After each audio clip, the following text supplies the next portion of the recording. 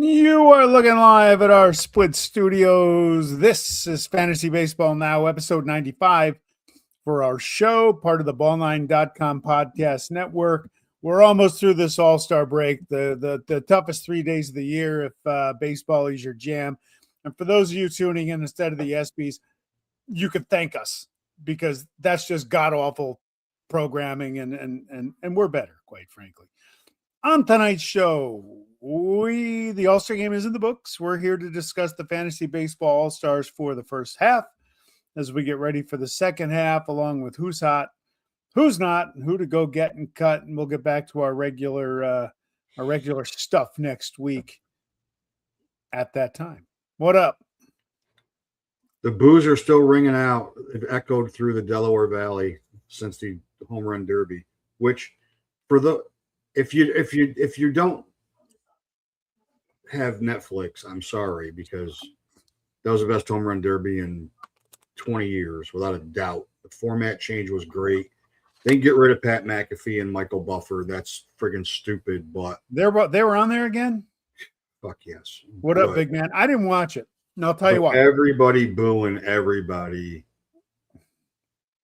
It was a really good home run derby, and the crowd was out of their minds, as you can only imagine, with it being Harper and Schwarber in it and everybody else getting booed because they weren't Phillies. I mean, it was great.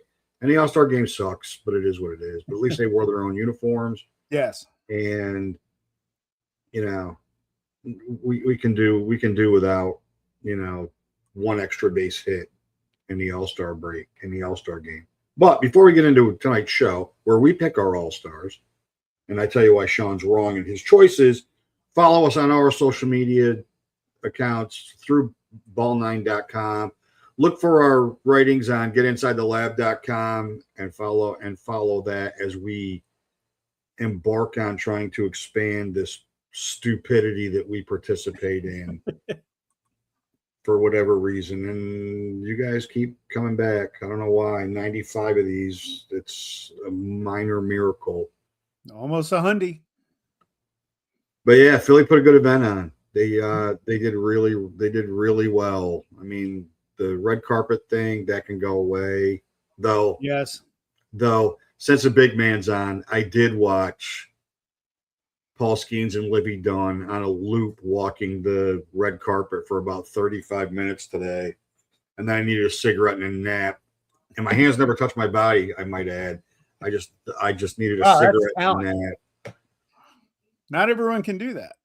No, it's just come on now. Like, here's I the thing. I want to be Paul Skeens when I come back, when I get reincarnated. Yeah, right. Here's the thing with the home run derby. I'm not a big home run derby guy. I get the allure of it, but I was bored. There was nothing on TV. I went to Fox, it wasn't there. NBC, no. The ESPN, no. MLB Network, no. So I said, fuck you, Rob Manfred. I'm still mad about the A's. If you put it on a streaming thing, here's why I don't want to watch something on streaming. I'm a channel flipper. And for me to do that is very difficult. Like when I go to the ESPN app to watch baseball at night, I'd rather watch the big inning package or whatever it's called, where I got 2, 3, or 4 games in the box at the same time, and I don't have to worry about commercials. That was my biggest problem with it. And quite frankly, I couldn't remember my Netflix password, so it was a moot point. So I moved on. But I did catch Independence Day for the 212th time in my life, so that was okay. Yeah, not bad though. It's not a bad fallback. So without getting into a long rant, I'm just going to very simply say, if there are 10 major sports in North America, and I'm going to tell you that some of these are not major sports. Major League Baseball marketing slots in at number 10, just behind cricket and just ahead of Kidditch, and how they market their sport and their understanding of who they're marketing to. The one single event that kids go absolutely crazy for, because it's all action all the time, it's the home run derby. And to put it behind a paywall and have a cast of 1,000. It's just fucking stupid. And I feel like I'm beating a drum over and over again about how stupid they are about marketing. We won't get into the conversations around the collective bargaining agreement. Not great, but they just don't get it. They don't get it. They don't. No. So tone deaf to their fan base. They're so tone deaf to where they are and how popular they are and how popular they could even more popular they could be when you take attendance and interest in the game, and to take the most interesting event that's not a game and put it on Netflix of all places, so that a large majority of people that usually would tune in can't. It's just stupid. It's stupid. They're so dumb. It's unbelievable. And I mean, it's easy to blame Rob Manfred. It is, and it's right to blame Rob Manfred. He's the commission. But they have an entire marketing department, and they're so dumb. They're so stupid. We'll rant about them a little bit when we talk about the All-Star results too. I mean, it's just, let's move on. I've been railing about this since Monday at 7:00. So it's like, we will move on. We will move on. Oh, you got the wrong slide. Go back to the other one. This one? Yeah, and then go to the next slide. Oh. So what I did is I gave you catcher, National League catcher by head-to-head points, what their average draft position, and in red is who the fans voted into the game. Now, I get Drake Baldwin being entered in, getting voted in, but he was hurt. Yes. Liam Hicks was too. Liam Hicks had 256 fantasy points in head-to-head before the All-Star break, and he missed 3 weeks. First base was closer. Alec Burleson shockingly was second. I don't see Freddie Freeman in that first three at all. Luis Kettle Marte on Thursday of last week, before the weekend series, was the leading point scorer as a second baseman in the National League. Yep. Arias, Turang, and Edwards all passed him on the weekend. You know, Arise is funny because I remember before the year when he went to San Francisco and they announced second base. He was I believe he was one of my guys said, watch out for him. He could be a steal this year because that position sucks. It really does. There he is. It really does. But two Mariners, right? Second base, they're third in points, and first, or shortstop, they're first. And I'm not saying C.J. Abrams didn't deserve to be voted in. He's had a really good year. But I'm just looking at it strictly from a fantasy point standpoint, from fantasy value as an all-star. I think the next slide is the next. Yeah. So of all people, third base is so weak, right? I mean, Max Muncy, everybody's darling, got to be the starter. He's lost weight. Look at how much better he is in the field. Fuck Max Muncy. Sal Stewart, the rookie, leads all third basemen in the National League in points by a lot. Yeah. By a lot. I mean, Isaac Paredes wasn't even active at the beginning of the year because he was hurt. Alex Bregman, who most of us wouldn't roster if we had to, is third. And then in the outfield, when we get to the American League, there's a player that's got more points. James Wood has the most fantasy points of any National League player. And not by a little bit. And PCA, who we've been down on, had a resurgence. Brian Reynolds, of all people. I know. He's been great. Whoops, sorry. Was third. And then Shohei's leading. If I moved Ivan Herrera to catcher, but he's DH'd far more than he's caught. I was surprised that Schwarber, with 32 homers, only had 235 points. I was surprised. And Soto missed a lot of time, and he still finished fifth. But like for Acuna to finish third in voting, I mean, just look at the voting. Phillies got voted everywhere because it was home. That makes sense. Ohtani, of course, is going to get voted in. He led all of baseball in votes. Michael Harris had a really nice year. Teoscar Hernandez, he hasn't played since May. No, Max Muncy won the vote. I mean, yeah. I mean, Austin Riley is like borderline. Should he be DFA'd? He's awful. So I get why they changed the voting. I get why they changed the criteria for people to get in and added other elements to it besides the fan vote. And once it went online, it became a joke. Yeah. Because you get 10 votes a day and people are going to vote 10 times a day because it doesn't take long. It takes 10 minutes, maybe 15 minutes tops for those. I mean, Andy Pius deserved to be in the All-Star game, but did he deserve to be the leading vote getter for outfielders? Probably not. Yeah. Probably not. I mean, Brandon Wood. No, I don't think he'd. No, James Wood deserved PCA and Reynolds, all three. Page's been great. Even Walker. I'd take all four of those guys. It's crazy. So that is the National League. The American League, Shea Langoliers deserves to start the All-Star game, but Dylan Dingler, 173 picks later, had more points in the first half.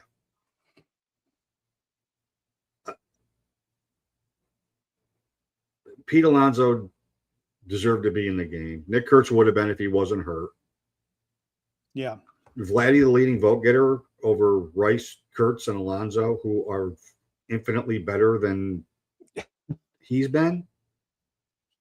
I mean, Brian Rocchio leading at second base. I mean, I mean, the fact that Clement was the leading vote getter in the American League is a disaster to me. That's like the NHL. How long ago when they went 3-on-3 and they had the fan crush to get John Scott in there, the goon. Yeah, the goon. I mean, the only one that's lined up so far is Bobby Witt, which would make sense. McGonigal being there was an awesome story. Yep. Was an awesome story. And like him having 36 people there and being a Delco kid, it's just crazy. I mean, that's a pretty cool, and he deserved to be there, to be honest with you. He did. Good like point. It's not like he didn't earn his way to the game. I mean, there wasn't a million Tigers to pick from, but he was the best pick. And when I typed Zachary Neto at 206 points in there, I threw up in my mouth because that's not what I was expecting. I can guarantee you that. But still higher than Seager, Gunnar. Like there's a lot of shortstops that have less points than him. Crazy. At the strongest from a fantasy standpoint, what we would believe is the strongest position. I'm not sure that's true anymore. It might be first base. Yeah, maybe. All right, keep moving on there, lad. How about the guy that homered last night with 304 fantasy points? Hey, is it terrible that I kind of ended my night when Cameron Arrow got hit? And I'm like, maybe I'll wake up and I'll have a broken hand and be out for the year simply because the guy winning our league has him. Is that bad? Is that wrong? Oh, no. Well, I mean, if it's bad, then we're bad together because I was kind of thinking the same thing. So I was have kind no of stake in the game with the Rays. Screw them. What sticks out to me with third base is that Jose Ramirez hasn't played in almost a month. And he's still probably fourth overall in third base points and head-to-head. I mean, obviously the Aaron Judge effect, or Rosarena leading in points. Buxton probably might have passed Bellinger. Trout would have passed them all if he didn't miss all that time. Yeah. Eric Soderstrom with 210 fantasy points. Holy cow. I wouldn't have guessed that. Me either. Me either. He doesn't strike out that much. I think that's also helps in head-to-head. And then Jordan would be the first half MVP in fantasy simply based on total head-to-head points. For sure. The Caminero owner thinks that's bad. Well, I'm a bad man, as Costanza would say. You know, he's not paying my bills and he's not on my team. So, frankly, what Sean was trying to say, he didn't say out loud, is fuck him. I hope he's hurt. That's the way it goes. That's the way. I might have. I wouldn't say that. Sean did, though. I would not say that. I'd say, geez, too bad. Oh, I saw him on the ground holding his hand, writhing in pain. I was like, yeah, beautiful. What a great way to end my night. People are bitching at Riley O'Brien, like, oh, this is how bad the All-Star game is. How does a guy get hit by a pitch in the All-Star game? I'm like, you ever watch a game in the 60s? They were drilling each other. They hated each other. You got to be kidding me. All right. Pitching. And then from a pitching standpoint, not shockingly, the Miz leads all pitchers. Sanchez and Sheets were the starters. All the top 6 relief pitchers were all there. Schlittler's slowed down a little bit, but he still has a sizable lead. And Ohtani, if you combine, go back to outfield for just a second.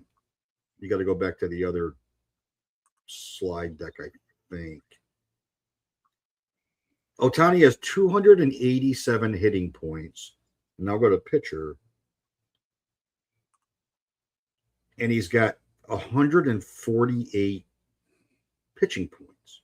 That's a lot. He's got almost 420 total fantasy points.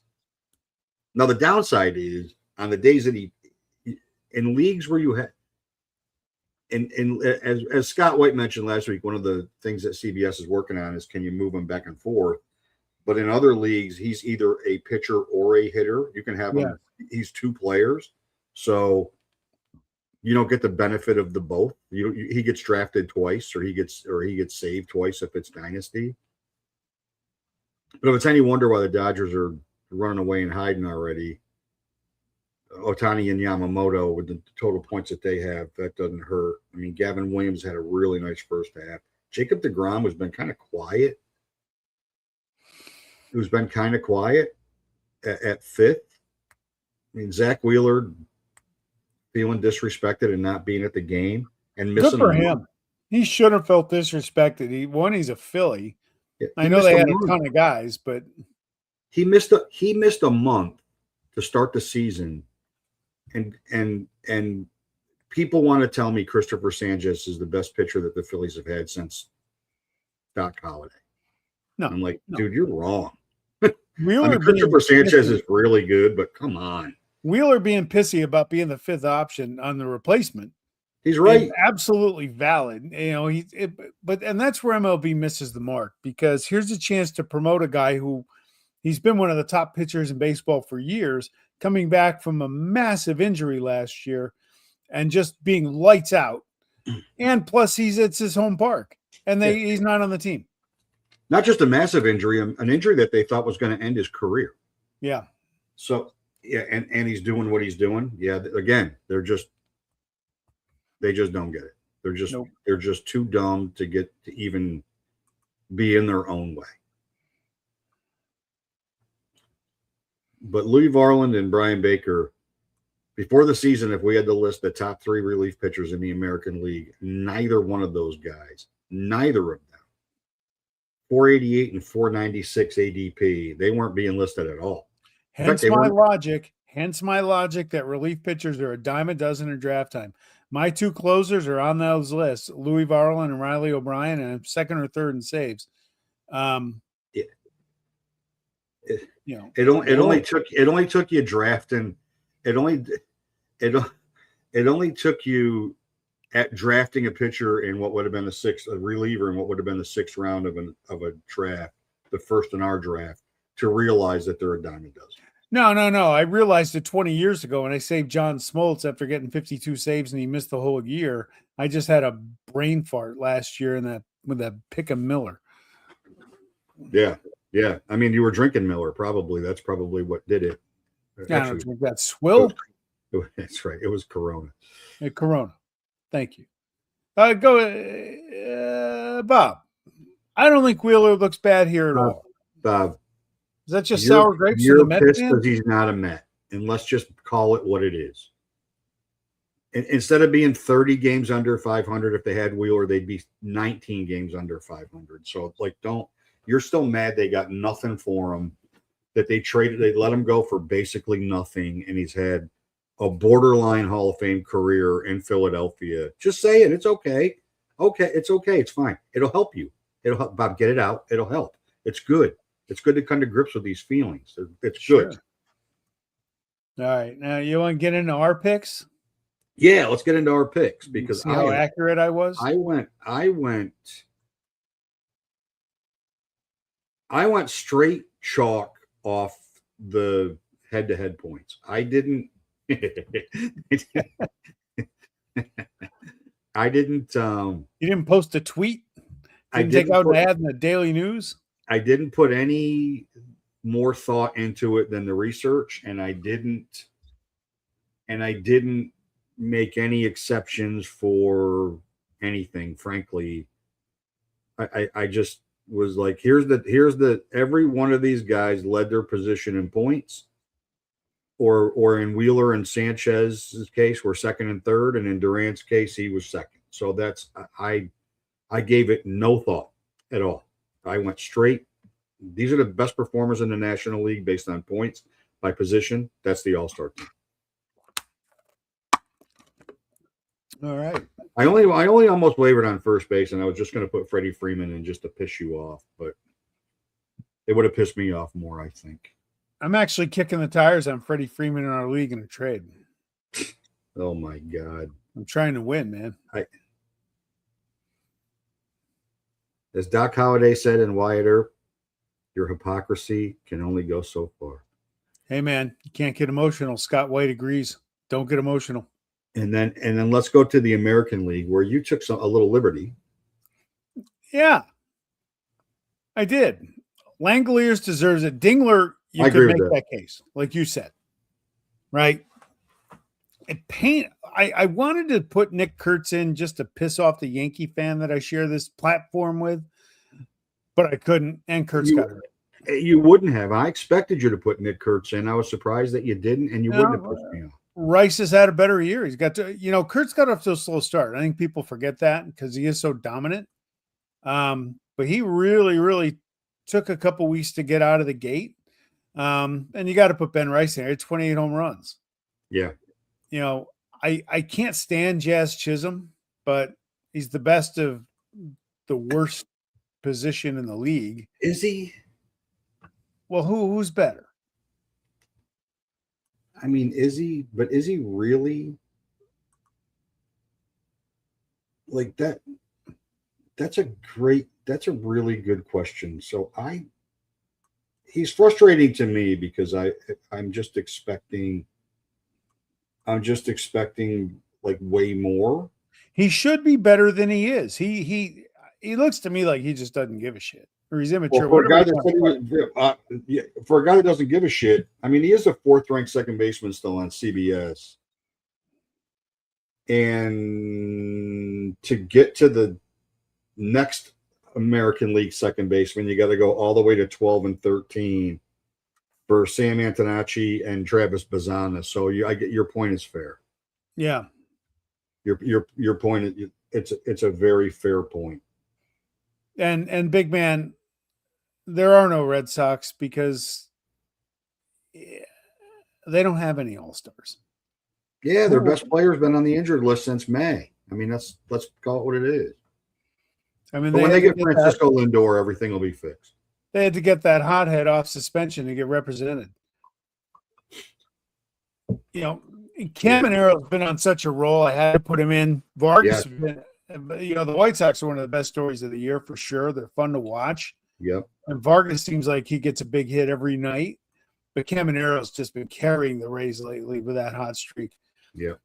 To me, the biggest surprise of the year, one of the biggest, is Rosarina. He's a guy that his average hasn't been very good. He's got a little bit of a rebirth in Seattle, but not like this year. My goodness, he is all over the place. He's stealing a ton of bases. He's been lights out. I put Buxton in. I I hope he gets back from that hip impingement pretty quickly. One, to help Team Puck play baseball, but I want to see what the guy can do if he can get 145, 150 games. And he had a great year last year. He had 25 homers. He deserves a spot. And I put in Mike Trout almost for the Lifetime Achievement Award. I'm not sure who else I could have put in there. Bellinger, sure, but give it to Trout. And another guy, the Angels are so irrelevant. You root for Trout to be healthy and let him get a full season under his belt because he's been so injured. You root for Buxton to be healthy because you want to see what 70 games in Atlanta looks like for him. I'll take it. And Yordan, you're right. I mean, I said in the preseason, Yordan Alvarez with a bat in his hand is scary. Terrifying. And he's been healthy. Knock on wood. Let's keep it going. He's terrifying. Schlittler's been fantastic. What were your thoughts on him sitting out? Well, he pitched on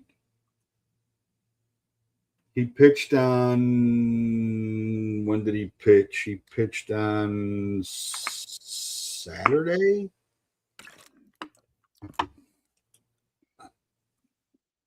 He probably could have pitched an inning, but I get it. Like it wouldn't have behooved him. It definitely wouldn't have made sense for him to throw his inning of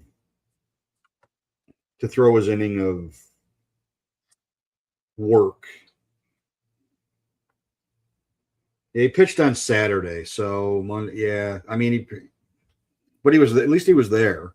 Well, Mizorowski, they asked him about not pitching, and when they scratched him Sunday because his arm was not recovering as well as he would have liked, I'd have been hostile if they trotted him out there last night. That would have been too obvious. But Mizorowski had a great quote. He goes, "Hey, I got to be here. I got to enjoy it." And he said it was actually better than knowing he was going to pitch. He didn't have to worry about doing anything. He just hung out. Yep. Yeah. Dylan Cease, he deserves it. I still can't figure it out. I wouldn't want him on my team because I don't trust the freaking guy after I kept him a couple of years ago. I would have wanted him on my team the last 2 weeks because he didn't give up squat. He's been great. Gavin Williams is a guy, when he got picked in our draft, I looked at the owner who took him, who is in first place now, and I said, that is a fantastic pick. I love Gavin Williams coming into the year. Yeah, they called, when they were talking about Cade Smith last night, they called Cleveland a pitching factory, and it is. Yeah. Yeah, they know what they're doing. They have no payroll, and they always seem to find a way. And Brian Baker, you're right. I couldn't have even told you who he was in March. No clue. Didn't see it coming. Oriole fans could have. Because he was carrying a gas can around when he was pitching for the Orioles, and then they moved him to Tampa. And like Tampa always does, they took somebody else's friggin' bag of dog shit and they turned it into an all-star player because that's what they do. I'm done. I've said it. I'm going to say it again. I'm done questioning them. I'm done making fun of them. I'm done. They're whatever they do it better than everybody else. No team does more with less than them. No team. Correct. And they take everybody else's less and they make them great. And it's amazing. It's amazing. All right. Who's hot and who's not? Who's hot and who's not? Do we have video this week? Thought we did.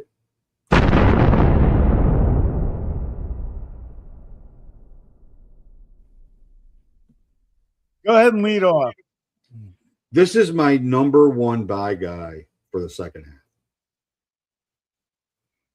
I'm not going to be able to get him. I don't necessarily need him in our league, but in other leagues, I'm going after him everywhere. And he's 135 Ks and 110 innings with a 1.22 and a 3.51 ERA. His last two starts, 13 innings, 20 Ks, a 0.69 whip, and a 0.62 ERA.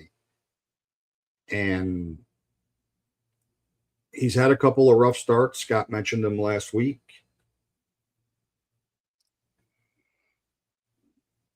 And he's had a couple of rough starts, but I'm going after Jesus Luzardo. I don't blame you. By the way, sorry for the late graphic. My browser just kind of went black on me there for a second, so I thought it was Tony Soprano. Kyle Karros is the Rockies. I'll tell you what, they'll never get pitching there, but they're putting together a good core young hitters there with Veen and Rumfield and Carrig, and they'll still lose games 12-10, but they'll be fun to watch. Yeah. Owned in 49% of leagues, 38% started CBS, ranked 30th in CBS the last 21 days, 317, 13 runs, 5 homers, 13 RBIs, and a steal, at a really good position to go get a good young player. So, yep. Kyle Karros and the Rockies are bringing him in. Again, they can't pitch for shit, but they're fun. They're like the A's. They're fun to watch because there's going to be a lot of action. Yeah, it's a long game though because there's a lot of pitching changes. A lot. Yeah, there is. There is a lot. There's a lot of pitching changes. All right, who's not hot?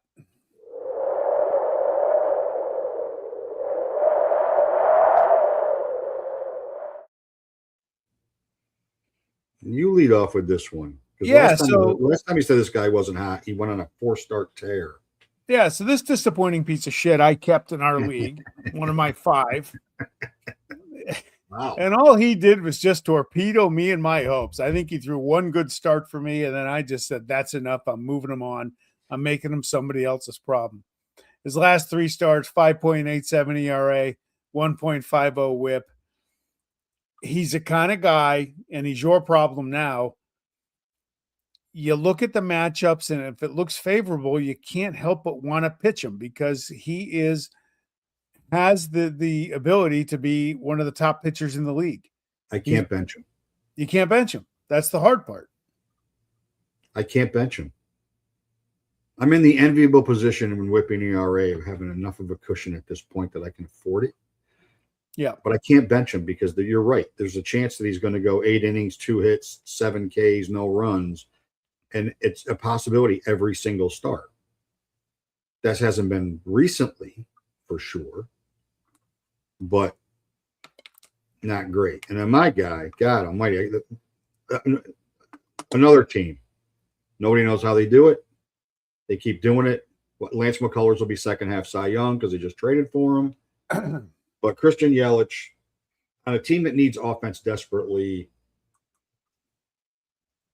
his last 48 at bats, 167 with a homer, 5 RBIs, 4 runs on the season, 243, 6 homers, 31 RBIs. Holy cow. He's still 94% owned, and he should be. He's 70% started, and he shouldn't be. He shouldn't be. Like it's like 243 with 6 home runs out of a guy that's only DH eligible. Go find somebody else. Yeah. Like, honest to God. And put him on your bench, and when he gets hot, if he gets hot, then you plug him in. But I mean, he's not having a great year, to say the least, and the last 2 weeks has been the worst part of it. All right. If you're going to cut Yelich, who shall you pick up?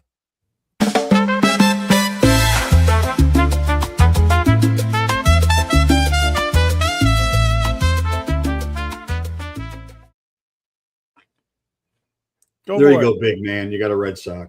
Here's the Red Sox, the resurgent Red Sox. Yeah. Jake Bennett, owned in 76% of the league, started in 45. Last 21 days, 3-0, 1.29 ERA, 0.71 from the lefty. Why not? If nothing else, put him on the bench. Maybe spot start him if the matchup is to your liking, but definitely worth rostering more than where he is now. Yeah, and for me, I mean, only rostered in 17% of the leagues. Jacob Webb has had 5 appearances in the last 2 weeks, and he's got 3 saves. And saves are such a crapshoot right now, and there's so much fluctuation in saves. You might as well grab a guy that's going to give you some saves and holds if you have a league that has holds. I know they patch it together. Right now, he looks like the closer in Chicago. There's no real update on Palencia as to when he's coming back. Yep. So I take a shot at him. I mean, on the year, he's 48 Ks in 41 innings with 5 saves, a 1.28 WHIP, and a 3.05 ERA. That's better than most. That's better than Andres Munoz, except for the number of saves. And the Cubs are hot again. And if you're scratching and clawing, do you want Jacob Webb, who's been effective, or Gregory Soto in Pittsburgh, who's trying to figure it out until they get Garrett Whitlock from the Pirates or from the Red Sox? All righty. Who should you cut? These fuckers. Yeah, who's the shit bags of the week? Let's find out.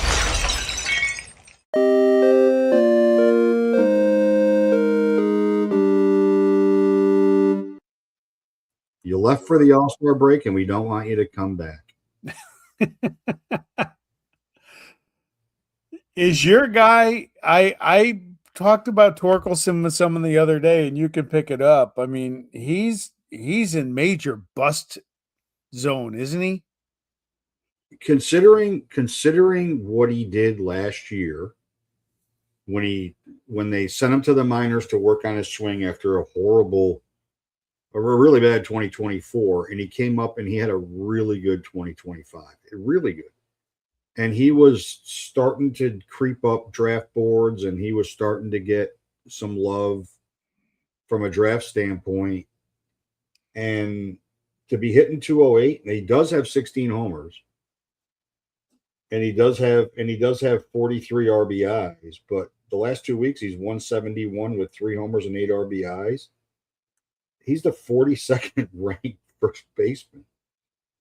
That's hard to do. 223rd ranked player. I mean, he just with all these other guys. Yes. While Polly, most of our comments are based on 12-team Roto. With all these other first basemen that are available, there's no point in having Spencer Torkelson even rostered, frankly.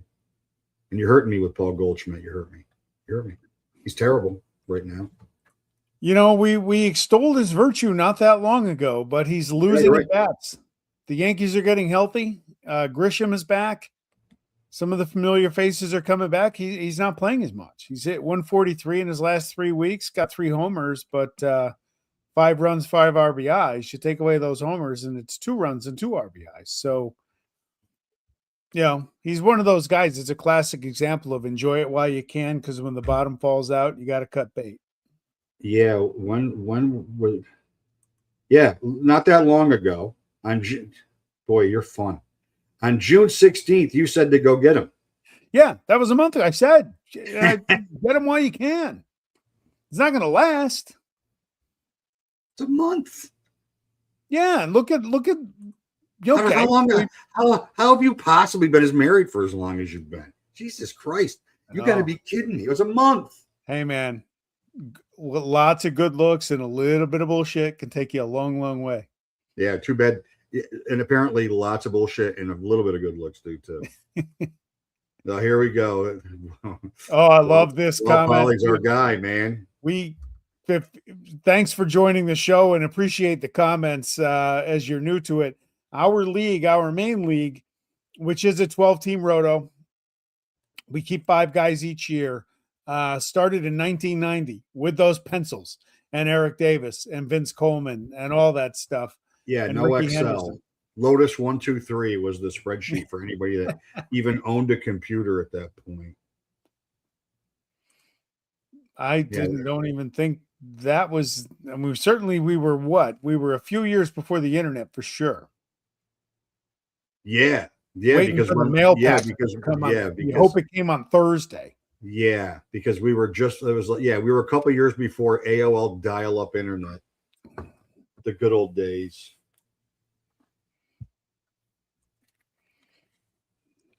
Unbelievable. How many guys are in your league? If you're still watching that you do it, and how long have you been? What's the longest tenured league you've had? See if you can get on that one. But that's awesome to hear, though. Yeah. Yeah. We like guys that started in the Stone Ages when we started. For sure. All right. Ricky Anderson, Eric Davis.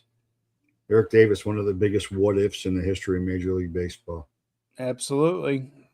The guy didn't get hurt. He was a surefire 16-team points league that started in 2010. That's a good run. 16 years that's a good run for a league. Absolutely. 16 helps the player pool. You would have Spencer Torkelson on your team if you were in a 16-team league, sadly. For sure. I mean, sadly. And you'd have to activate Christian Yelich. Yeah, you're right. Davis could have been the first 50-50. He just got hurt, man. He was a great player. A great player. And he didn't, and his uncle, Darryl Strawberry, didn't give him any of his coke to ruin him. So that, as far as we know. Oh, well. All right. Next week we're back to Tuesday. What's that? Next week we're back to Tuesday? Yes. We are back to Tuesday next week. Hopefully we will stay on Tuesday next week, 8 o'clock Eastern live. We may have to figure out a few things in August with my son's football schedule, but we'll work on that. We'll work on August when we get to August, which is actually soon. It is soon, not far off. Not far off. The real feel in Philadelphia today was 109 degrees. We had Canadian wildfire residue. I saw some pictures of that again. Oh my God. It was just gray all day. Smelled sure like it was wildfire and not that free medical marijuana they give out up there. No. You couldn't. I mean, you would have to have, that'd be one hell of a sit-in party to get the entire climate. Look, people have tried. Yeah. All right. We drafted Prince Fielder's father. We drafted Bobby Witt Jr.'s father. Yeah. We drafted Kyle Karos's father. Yeah. There's a lot of guys playing right now that their dads were in our league at one point or another. Bobby Witt Sr., his major league debut against the Brewers, 5 innings, no hits, 10 strikeouts and 5 walks. He was Nuke LaLoosh before Nuke LaLoosh was a character. Yeah. Yeah, he was Bubba Chandler. Yeah. All right. So next Tuesday, we will get back at it, right? We will. Yeah, we will get back at it. We'll. I don't know what we're going to open with. We'll figure that out before. Sure. Monday. We can do that. Thanks again, big man. It will not be the collective bargaining agreement. That hurt my heart to read what I read during the All-Star break. Yep, for sure. I know. The only one that spoke with some level of sanity about it, like literally with some level of sanity about it, was Skeens. Yeah, it's like, we got to start someplace. It's early. There's too much momentum to mess this up. I'm sure we'll get there. That's kind of what he said. So yep. Everybody else was like, salary cap? No fucking way, man. It's not happening. I know. All right. And Harper's the loudest with that. Which, I mean, look at him. I don't blame any of them. Yep. And to Bob, the big man, BU and wow, thanks for commenting. Thanks for interacting with the show. And we'll see you all next Tuesday, 8 o'clock Eastern, live. That's a good comment. Worry about the size of the pie instead. Let's leave that up there and let's let that resonate for a second because, that's about right. With that, we are out. Peace. Later.